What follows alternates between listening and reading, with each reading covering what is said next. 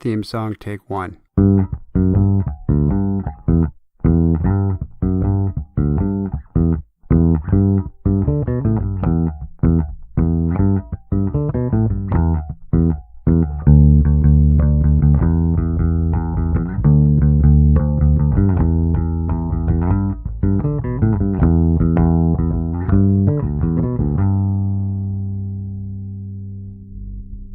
Hey, Boo.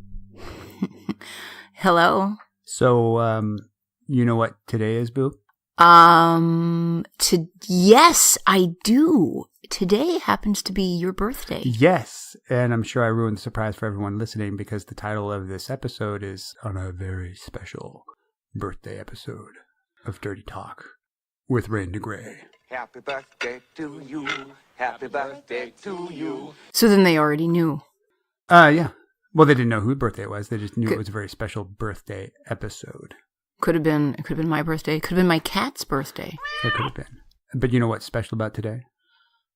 What's special about today? It's Friday. Thank God it's Friday. No? No. It's your birthday. You're not dead. And today is probably the one day a year I log on to my Facebook. Oh, that's right. You hate social media. But You're not a fan. You have to go on there because people, you know who your true friends are based on who wishes you a happy birthday on your Facebook page. I haven't wished you a happy birthday on your Facebook page. What does that mean? Well, you wished me a happy birthday. You woke me up with the best birthday present one could get. Oh. So I appreciate that. And you were the first person to wish me happy birthday last night and the first person to wish me happy birthday this morning. This is true. With your mouth. I think that that's a good way to wish someone a happy birthday. Yeah. Originally, this wasn't going to be a birthday episode. Originally, we had planned to record this last night, but we were tired, and so we wound up cuddling in bed and watching Adam Ruins Everything. We love that show. A big shout out to Adam Ruins Everything. It's got all the best things combined into one. It's just enough cynicism and logic and facts and good production value. Oh, it's excellent. So, Adam, if you ever want to ruin porn, let us know. We got some stuff for you. Oh, yeah. I could hook you up. We ruin the fuck out of porn. I ruin porn on a regular basis. Yeah, that's what you're good at. But not the sex. She doesn't ever ruin the sex. I happen to like realism. That's my bag. Yeah. So how are you doing today? I'm doing quite well. Thank you for asking. And a happy birthday to you, by the way. Have we mentioned that it's your birthday? Thank you. Happy birthday. But you don't know if it's my real birthday. It could be my Facebook birthday. Oh. Maybe I didn't provide them with the right date. You never know. Yes, you're all about the anonymity. Yeah, personal information. Don't want that getting out. No. Well, I think it's a little late for me. I got a lot of information out there. Yeah, you're all over. Your ass is literally all over the My internet. ass is all over the world. It's a well-traveled ass. Worldwide ass. It is a worldwide ass. Not Kim Kardashian sized. Yeah. It's more of a petite white girl ass. But, it's still well-traveled. I like it. Thank God. So, what do we got for today? Well, other than your exciting birthday, we have a number of questions called in. We've been taking podcast questions. People have been calling in and leaving us questions.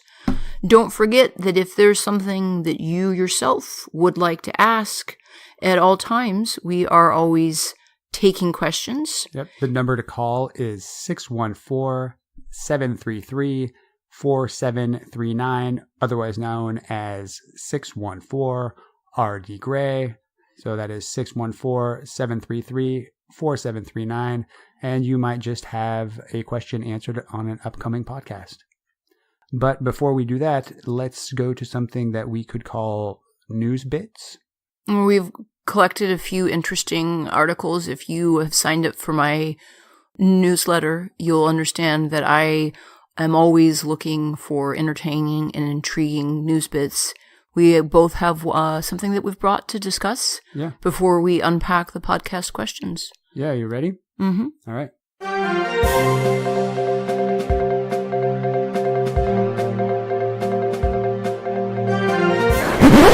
So the news item I have today is something I heard about on the radio the other day. And I don't know if you heard about this or not, but IKEA, the Swedish furniture giant conglomerate, world dominating. Founded by a raging alcoholic who was half in the bag most of the time, which probably explains why those things are so hard to put together and why they're so oddly named. Yeah. I think it's just Icelandic for I've had a lot of vodka. You don't like the Fjordort? It looks so good on my Vastenvat. With a lot of umlauts. So IKEA came out with this brilliant ad campaign where they actually incorporate a pregnancy test into the ad. So what it is that it's a magazine ad, and expectant mothers can get a discount on a crib from IKEA. But the caveat is that they have to pee on the magazine ad. And if you're pregnant, then like a pregnancy test, instead of it exposing a cute little symbol, it exposes a coupon code for you to go and get a discount on the crib at IKEA. So you're handing an IKEA store clerk a urinated on piece of paper. That's your coupon. That's your coupon. Do you let it dry? Like, are you going to take a blow dryer to it? I don't know. I mean, every store clerk that works for IKEA is like, oh boy, I get to handle urine-soaked paper. Who's collecting all these coupons? Yeah. Like, well, here's I'm going to do what I love and what I don't like about this. Okay, lay it on me. What I love about this is that this is some sick, twisted, messed up Swedish shit, right? Like, I don't know what advertising meeting they were sitting around and be like, you know what's a great idea? Let's get a bunch of pregnant women to squat over this magazine and pee on it. Right? I don't know if that was somebody's personal fetish. Maybe it was a fetish disguised as an ad campaign. Yeah. But what I also love about this, besides the fact of there's a bunch of pregnant women squatting over and peeing on magazines, is that it's a free birth control test for indigent people. Exactly. Birth control tests, what is it, like $10 a pop? $5 a pop? It's been a while since I had to buy one, thankfully. Right. So for the downtrodden, all they have to do is go and find the IKEA magazine ad, and they're bingo boingo, you got a free pregnancy test. Right.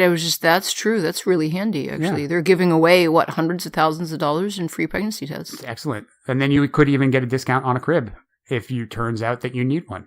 So now this is very interesting. This is another way to look at it. That means that the companies that make pregnancy tests are charging way too much for their product. Because IKEA is proving that you can insert one in a magazine. All you have to do is pee on it. Yeah. Which means the markup that these companies are doing when they're charging, $5 or $10 a pop for a magazine, for a pregnancy test, that's outrageous. Well, it could just be all the plastic that it's packaged in. It just goes to show that there's no doubt a cheaper way to do birth control tests. I also think this was brilliant on IKEA's part, because there's no way this is not going to go viral.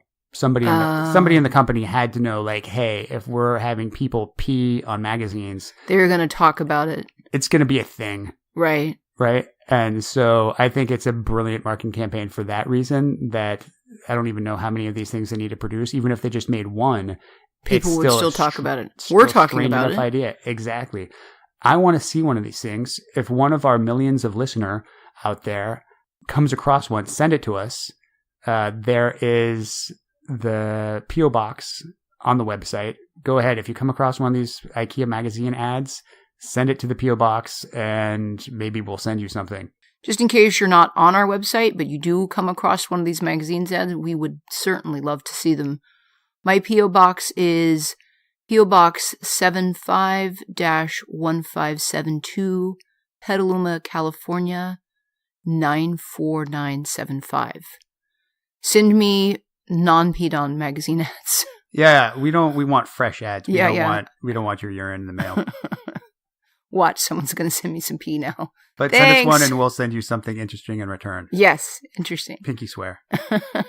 The thing I don't like about this is that IKEA is assuming that only expectant mothers are the ones that are going to need a discount on this crib. So I think that there is a little Like almost like a little, it's a little discrimination. It's like it's not just, biological females like that are having children. Like you could be adopting. Yeah. You could be two gay men. You could, or you could be grandparents that are having to take right. the child because the mother and father aren't able to care for the child.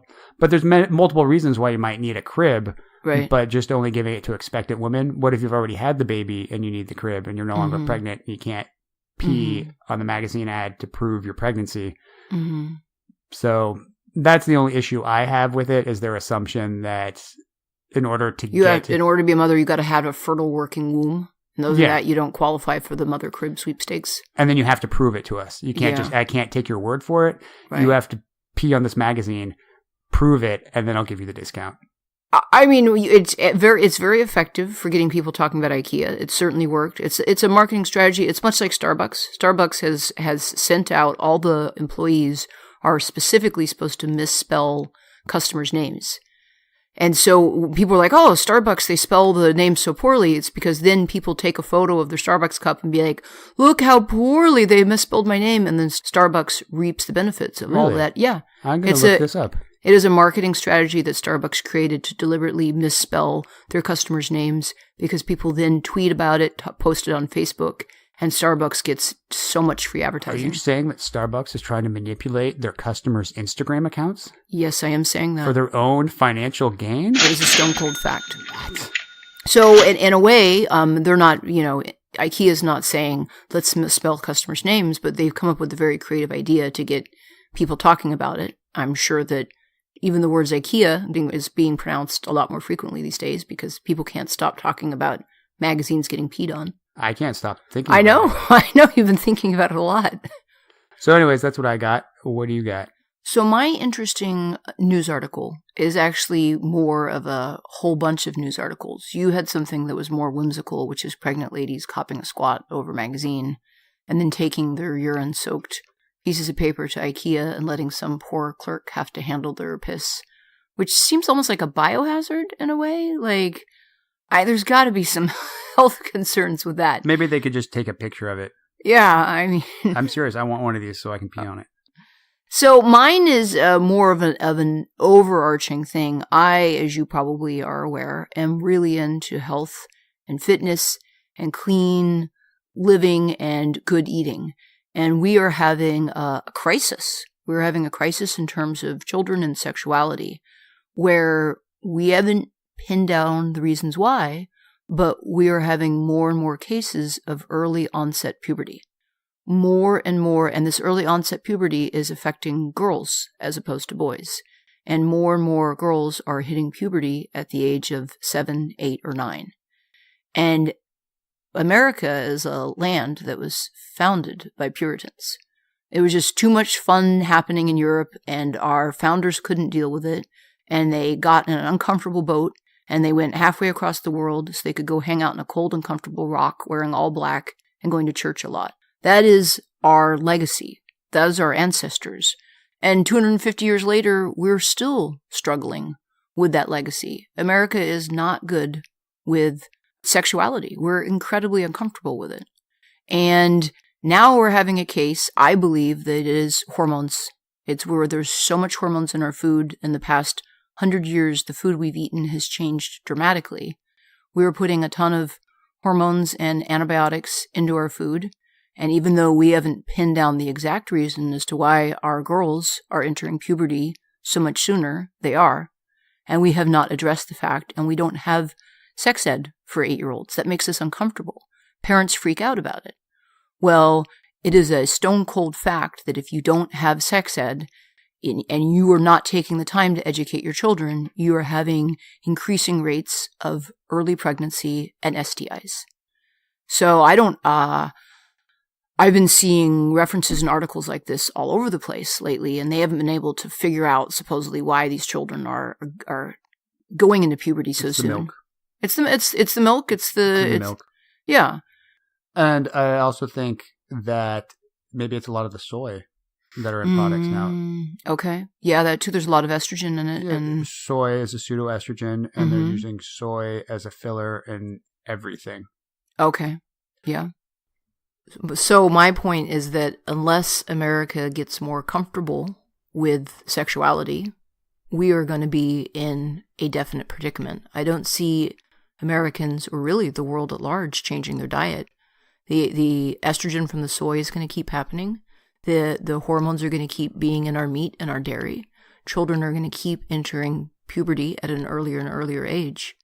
And unless there is some serious addressing for our uncomfortableness when it comes to sexuality, we're going to have a bumper crop of pregnant 13-year-olds that didn't even know how they got in that position in the first place because their parents and their culture is too scared to talk to them about sex. Yeah, well, I understand. As a parent, it is awkward to talk to my child about sex, and I'm more readily, for some reason, feel comfortable watching violent movies with her than movies with sexual overtones. Well, you've told her she can't date until she's 30. But that's a personal preference. I mean, your little girl's going to grow up and she's going to end up having sex. That is a fact. Yes. So wouldn't it be better off preparing her for it? I would hope that when the time comes that she has a loving Auntie Ray Ray that will discuss these things with her, and probably her mom as well. So it's me and her mom's job to wrangle the sex education portion of it? I'm not ready to deal with my young daughter having sex yet. I will cross that bridge when it arrives. Okay. But yes, I do agree that probably we need to start offering sex education sooner in the schools. And when it's proposed, parents riot at it. They get violently opposed. They get so distraught. How dare you talk about that with my precious baby? Well, because they're not. Obviously, it's up to the government to talk about uncomfortable topics like sex with our children. Right. But, I mean, I think that I should talk about it with my daughter. I'm just always worried about saying the wrong thing. Right. And that's where it gets scary. So maybe if I have somebody that's better trained to discuss it, yeah, I don't know. See, it's tricky. Even for you are an open-minded, liberal, fairly hip dude, and I can see the struggle even you have. So imagine someone who you're open-minded enough that you are dating a BDSM porn star. No, most people couldn't hang with that. And I invite you into my home on a regular basis, and you engage on a very personal level with my daughter. Right. And even you have trouble with that concept. So someone who's less open-minded than you, like I get the situation, but change is not going to happen unless there is a conversation. We need to start that conversation, and we have a hard time starting it because we're so uncomfortable with the topic. Agreed. All right, so that's my interest. It's not as whimsical as yours, but it's something I've really been thinking about and been aware of lately. We can teach sex to children by peeing on magazines. Win-win situation. That's your takeaway. Okay, right. But the children aren't. Oh wait, are they going to be pregnant because they have faulty sex ed? Yes. Wow, that is just a round robin of trouble, is what that is. Thank you, IKEA, for providing free pregnancy tests to all our uneducated youth. Oh no! Oh, God.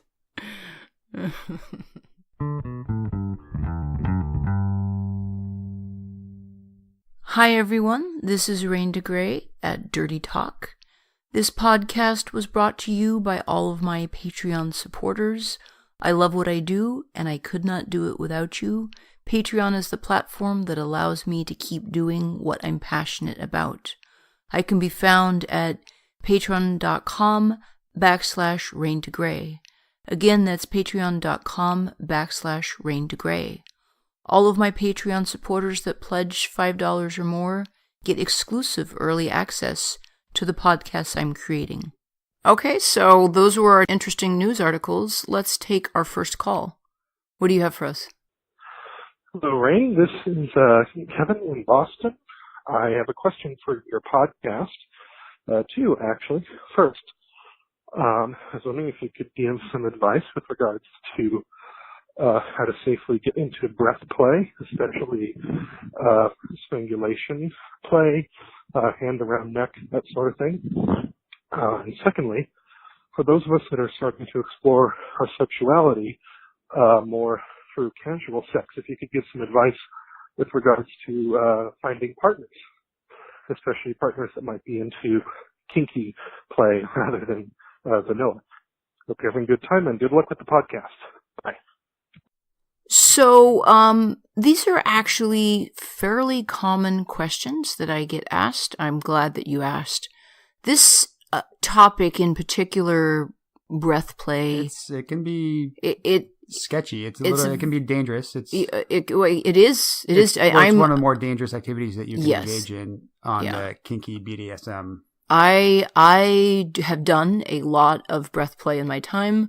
Breath play to the point where I have been knocked out fully unconscious multiple times. I actually teach a breath play class, and I don't think in the kinky community there is any more divisive topic than breath play. And it comes down to this. People are always going to be doing breath play. And it's well, kids do it from an early age. The fainting game. Mm-hmm. I mean, I remember the first time I was 12 when the fainting game went around, and another girl taught me how to and I didn't believe her. I was like, what, I'm going to faint? And she had this, that you stand up and you do like a chest compression, hyperventilate, and then bam, you faint. And it blew my mind. So yeah, I guess my first breath play was at around 12 or maybe 13. Is that the first time you experienced an altered state?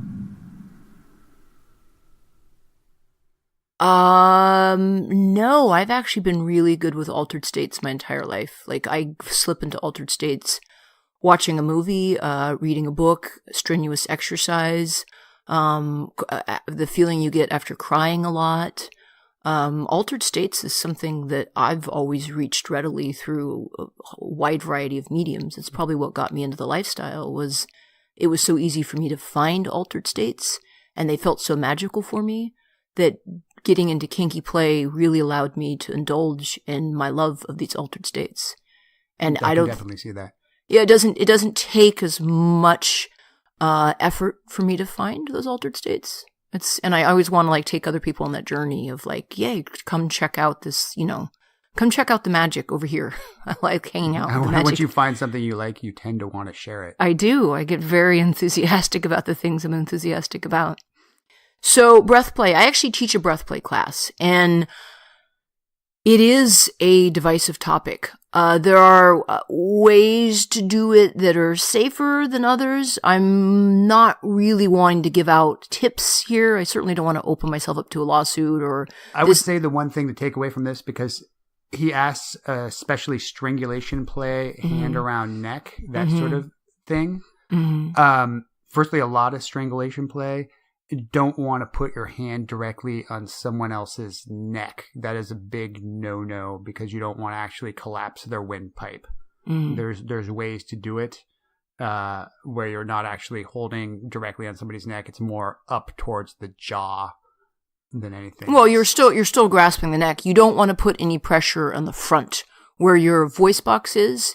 Where if you were to take your hands in like a U shape and just hold it around your throat, the pressure that feels good, is pleasurable, that is what you're looking for, is on the sides and up, but nothing on the front. If you were to take your hand and just put it on that feels horrible.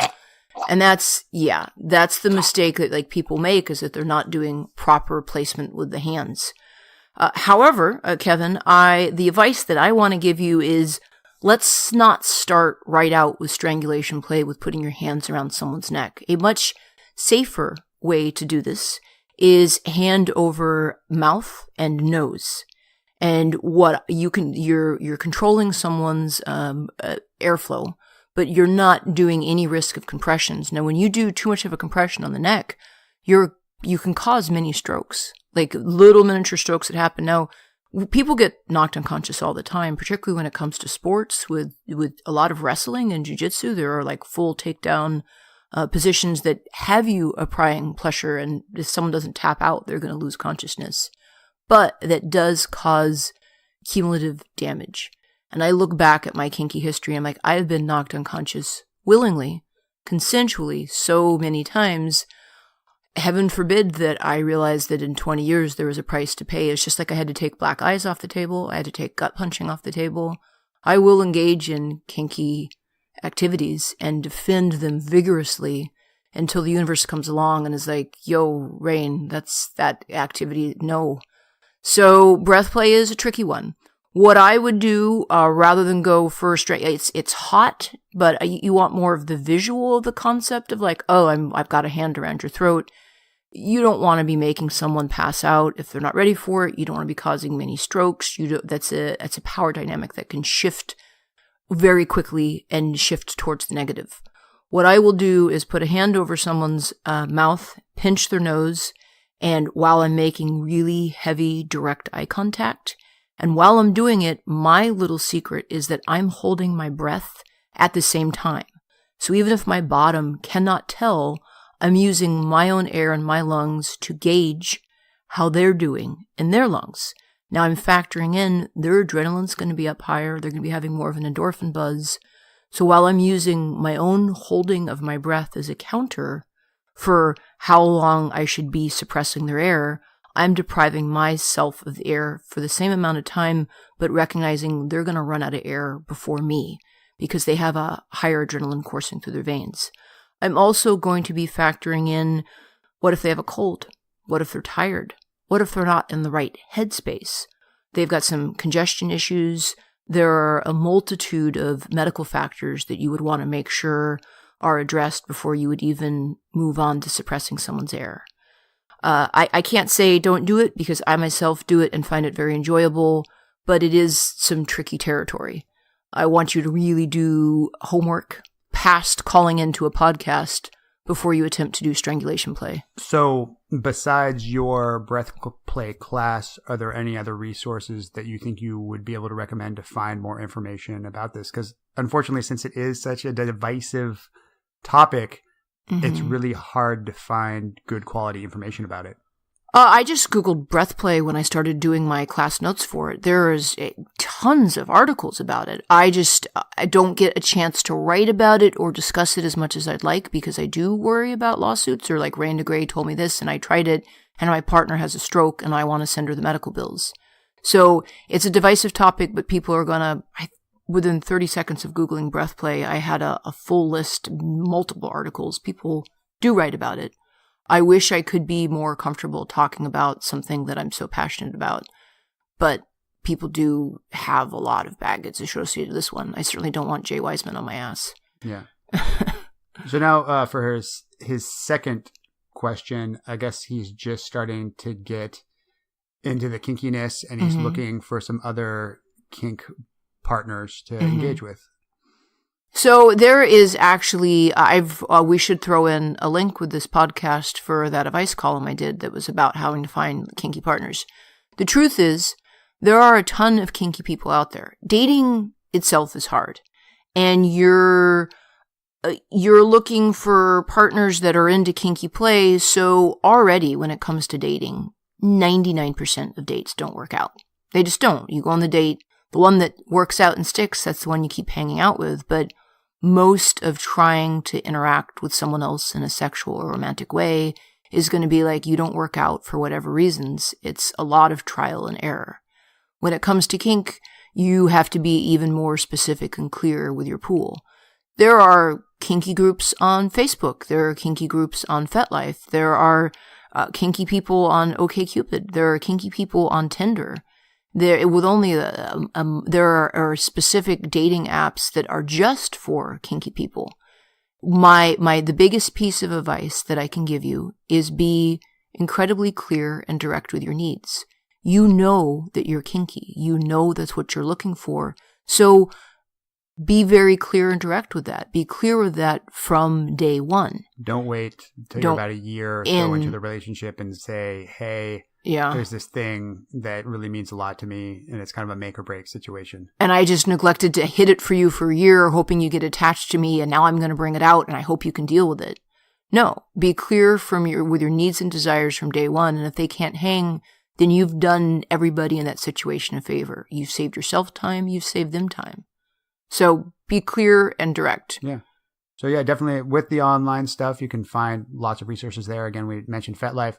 But also you can search online for local munches, meetups. You can find a dungeon. Hopefully, if you're near a fairly well-populated city, there has to be a public dungeon somewhere. There's going to be plenty of meetups, plenty of munches that you can attend. And all the people there, they might not necessarily be into your exact kink, but it's going to bring you closer to finding somebody that is. Find your community, take some classes, like just get immersed in your local kinky community. And once you start meeting people, you know that you have step one out of the way. You all are kinky people. So don't go trying to fish in the vanilla dating pool if you're not vanilla. That's only going to end in disappointment. I don't have the time or patience to attempt to convert vanillas. Come to me already kinky or don't waste my time. And the mistake that people make often is that they try and convert a vanilla. Be like, well, I'll get them attached to me and then I'll bust out the kinky things. And then they're not into it or they can't deal with it. And you've wasted everybody's respective time. Thank you very much for the question, Kevin. You are someone that actually contacts me pretty regularly. I'm sure that you'll have more questions. I also responded to you directly on Patreon with another one of the questions that you sent in. So thank you for that, and I'm certain I will talk to you soon. Good evening, Ray. This is AJ. I have a question for a podcast. My question is, since you're working porn, how do you feel knowing that people you will never meet watch you engaged in sexual activities? I just have always wondered that I've always wanted to ask that to people who've done porn before. How does that make you feel? All right, thank you so much and have a nice day. Bye-bye. Okay, this is actually the most common question that I get asked. And the answer is, I don't give a shit. And nobody could that it got into this. You couldn't get into porn if you cared about people that you've never met watching you doing sexual activities. That's literally the job description. It's never bothered me at all in any way. I knew going in that shooting porn means that people all across the world will know exactly what your butthole looks like. You weren't shocked? You didn't find out later, like, wait a minute, you're going to be distributing this? You know, I guess I never really thought about it after it was done. I don't know why other people got into porn, but I personally got into porn because I'm a hedonist and I'm curious and I want to explore. And for me, getting into porn was a really safe way for me to explore my sexuality. Think about it. You're going to go do a gangbang and you're like, okay, I have to recruit all these people, make sure that they're tested, do all the scheduling, find a location to have it happen, hope that when they show up, they can maintain wood. The effort of trying to put that together as a civilian is staggering. And people I knew, civilians that tried to do gangbangs, most of the time they don't work, or a room full of 6 dudes think that they can reliably deliver wood. And then when the actual comes down to it, they're just, no. Like, the great thing about porn is that all the work is done for you. All you have to do is show up, and you're guaranteed that you're going to be working with attractive people that are very good at what they do, and they're tested to boot. Yeah, and honestly, in real life, a bunch of people standing around naked waiting to do something is kind of awkward and uncomfortable. Awkward. It is. That's why, Adam, if you want to ruin porn, bring it. Give us a call. So, yeah, and I also know, knowing you as well as I do, I know that it's not easy to embarrass you. No, you not really. Get embarrassed or flustered very easily. Nope. No, I know you can be guilted. Oh, yeah. You've got all the guilt. All the guilt. But embarrassment? Totally different thing. No, it doesn't really. In fact, people get embarrassed around me when I'm describing stuff or just being me. People get embarrassed just being in my vicinity, but not me. No, You're pretty open about everything that you've done. Yeah. So how do I feel about it? I could give 2 shits. I don't really, actually, when I shoot porn, I'm doing it for the experience. I truly am a kinky, open-minded hedonist. And what I always forget is that there's a camera and that people can watch it after the fact. Like, I guess that's the disconnect for me, is like people email me, oh my God. And I'm like, how does this person how have they even heard of me? How do they know what I forget that it's out there being distributed. Yeah, because when you do it, it's just you, a guy with a camera, and usually only 2 or 3 other people just standing around, often in a cold warehouse. Yeah. Yeah, I mean, it's sometimes there's more people on set, but, it's a pretty lean crew, and I guess I've just never really paid attention to the cameras. You see some people where they're performing and they're making eye contact with the camera and they're opening up to it and they're like ignoring really the person they're interacting with to engage in the camera. And they're like paying attention to their body, and I don't do any of that. Like, I've always just been, if anything, I'm known for being very authentic, and I'm authentic in that I'm honestly not aware that the camera's there, so I'm not doing a performance. So I guess we're just going to boil this down to one of your favorite sayings is just no shits to give. Yep. I do not give a fuck.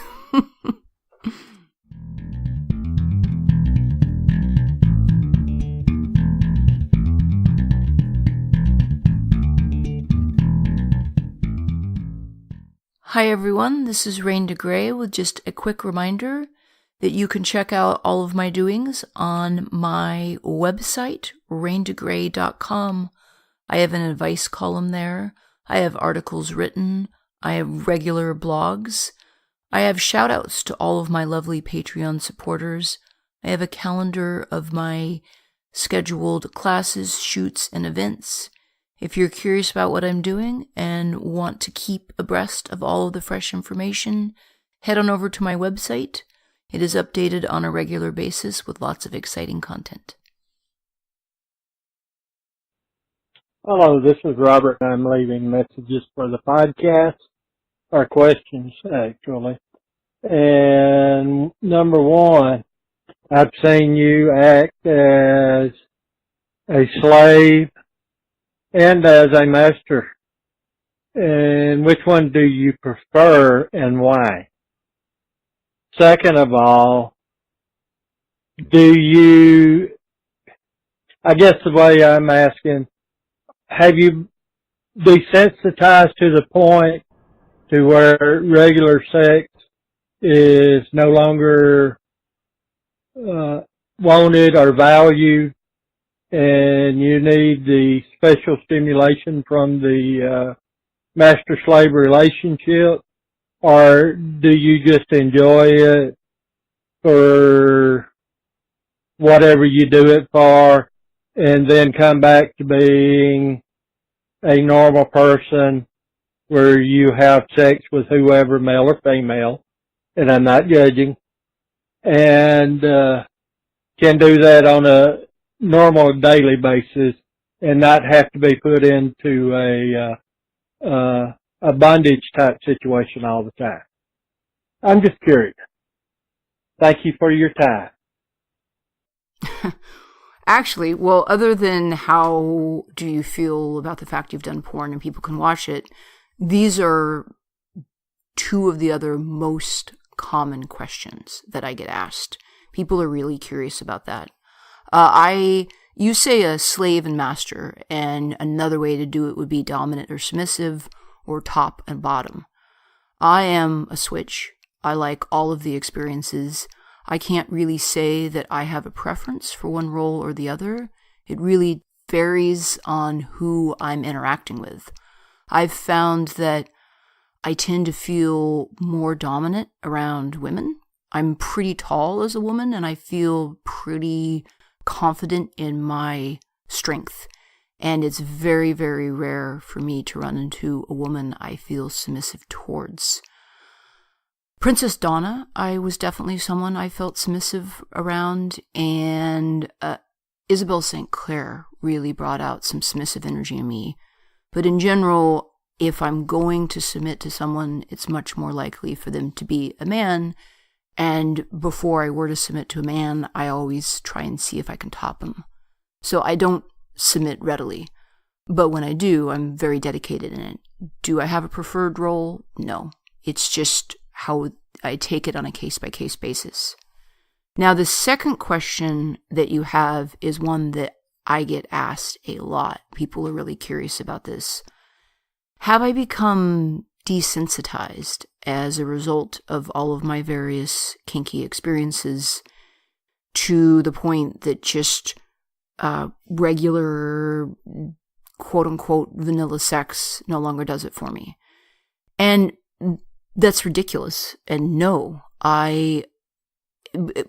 I remember talking about this with you, actually, when we first started interacting, because you had, like, wondered. You were like, oh, I see all this, like, elaborate bondage stuff. And, Yeah. like, I mean, I was wondering if you needed me to tie you up and bring out the circus every single time. Exactly. Do we need to tie the goat to the chandelier tonight? And as it turns out, he was much relieved to hear, no, I don't need to tie the goat to the chandelier every single night. I'll be honest that no offense to the rope people out there, I've never enjoyed rope. Mm-hmm. I can be very dominant, and actually I usually take the dominant role when it comes to the two of us. I find you to be fairly submissive.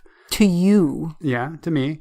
But I also am larger, and when I do bind you, it's usually by pure brute strength. You've got like 100 pounds on me. Yeah, and then I just prefer hitting you with whatever's at hand. Right. So I'll just grab random things and be like, I can use this as a hitty thing. Right. Right? So it's not really as planned out and elaborate. It's more spontaneous and organic as, the moment calls for. Yeah, I would say so. I think the interesting thing about his question, though, is the assumption that there is normal sex, or he was asking you about coming back and being a normal person. Mm-hmm. And the insinuation that when you're in the middle of doing, I feel pretty fucking normal. Yeah, you're still a normal person, just maybe enjoying an extraordinary situation. I'm a sensation junkie. I love experiences, but I don't feel unnormal when I'm doing experiences. One of the things you've always said to me, which seems interesting, is that you say all the scenes and things that you've done, you consider just to be stunts. That you consider yourself to be a stunt person. Mm-hmm. And a lot of the stuff aren't going to be sexy situations. They're going to play out in normal life. Right. Average, everyday life. Right. You're not going to get buried underground with your head sticking out and staked. Right. And you're not necessarily doing that for sexual gratification. Right. Right. I'm honestly curious. Like, if you look at my work, there's very little of it that would fall under vanilla, ordinary, quote unquote, like normal boy-girl porn. And I'm honestly curious who really masturbates to the stuff that I do, because I view myself as a naked stunt person. I am doing stunts. A lot of the stuff that I'm doing when I was put in a scuba mask and bound to a Sibian and lowered in an inversion so that I was coming underwater. I mean, we had to have an EMT on set. We had a crew of like 8 people, where that hardtight I did, where I was up on the side of a mountain and they had to take a tractor and dig a giant hole and then bury me underground with a plastic bag over my head and a breathing tube. And I was buried from the breasts up, inverted upside down. That's a stunt for me. And I don't know necessarily who's masturbating to it. And nobody should expect that is something that they're going to pull off on their own. You have to have a lot of money and a lot of time and a lot of people. Equipment and a crew. And quite frankly, that's why I got into porn, is that I knew that I wanted those experiences, and I knew that I couldn't just go to my local bar or dungeon and have those level experiences. I needed the safety of being on set. I needed professionals. Sometimes the combined experience on set would be of all the people there would be up to 80 years experience of protocol and safety and doing things right. And that was the only way I could get the experiences I craved. But at the other hand, I don't need to be buried underground every week in order to get my rocks off. No, I think I've actually seen you come harder through quote unquote normal sex. And I still want to unpack that, because I don't think there is such thing as normal sex, and what one person would be considered normal, somebody else would consider to be extremely kinky. And what's your definition of normal? Yeah. When we do it through the hole in the sheet just for pure procreation, is that normal? When we just do straight missionary just for the sake of don't look each other in the eyes, because if you do that, that's just getting perverse. Well, I don't want you to feel my shame, right? So I don't think that there is normal sex. Mm-hmm. Maybe there's sex that's more considered by society to be appropriate, which I don't agree with. But you're never going to find a consensus as to what normal sex is going to be. Right. That being said, I do think that I have seen you come harder from maybe everyday penis in vagina, PIV. I've seen you come pretty hard from that, harder than possibly any bondage shoot I've seen you do. Well, the Orgasmageddon that I did, where I came for an hour straight to the point that I actually lost consciousness, and when I revived, I was puking and then passed out again. Don't get me wrong, I've had it's all on the range, but I did have where he had to do the director had to do CPR, like he had to do chest compressions and breathe into me because I'd passed out so much that. I mean, I've come pretty hard in some bondage situations. Other bondage situations. Are you setting a bar now? Is that what you're doing? Are you going to get a bucket? No, well, yeah, I guess I'm going to need a bucket because I'm not going to want it on my bed. So right. What I'm going to need is a bucket and a heart defibrillator. Oh, shit. Just so I know, now the new bar has been set. Okay, well, I'm looking forward to tonight. So anything else you want to talk about with this question? No, I think that pretty much that answers it. It's a pretty common question that I get. I'm glad that he called in with that one just to set people's mind at ease. No, being so-called, wild and kinky and perverted doesn't ruin you for all other experiences. It doesn't set the bar so high that you're incapable of enjoying a sexual interaction unless there's the goat and the chandelier and the circus and the bondage. Some nights we're just tired and, bondage goat just doesn't want to get tied up to the chandelier. Sometimes we just put him out on our large swaths of land to graze while we go inside and cuddle and watch movies online. Mm-hmm. Mm-hmm. And sometimes that's incredibly enjoyable. Right. You don't want to pull out all the bells and whistles all the time because then it's not special. Right. Because that becomes the norm. That becomes the norm. And I want special things to be special.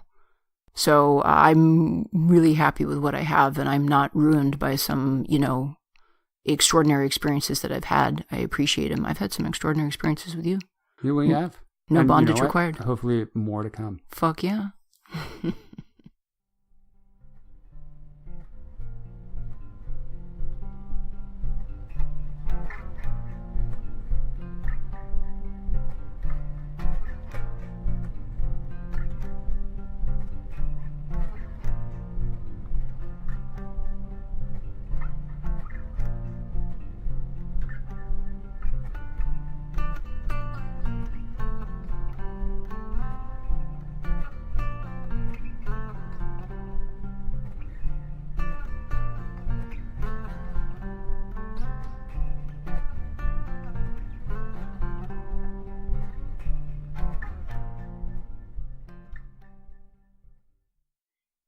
If you've enjoyed what you've heard, you can have more of me. I can be located as Rain DeGrey on Instagram, Facebook, BetLife, Twitter, and Patreon, as well as raindegrey.com. I do a monthly newsletter. If you want to keep abreast on my doings, go ahead and fill in the contact form for my newsletter, and I will keep you updated on all of my classes, as well as when the advice column and podcasts come out. Hope to hear from you soon, and have a good day. Well, that is our show for today. I want to wish the birthday boy a very happy birthday indeed. Thank you, and thank you everyone, all our listener out there, for joining us again. Thanks for all the calls, and keep them coming. We look forward to answering more questions. Mm-hmm. Over and out. All right. See you next time. Bye.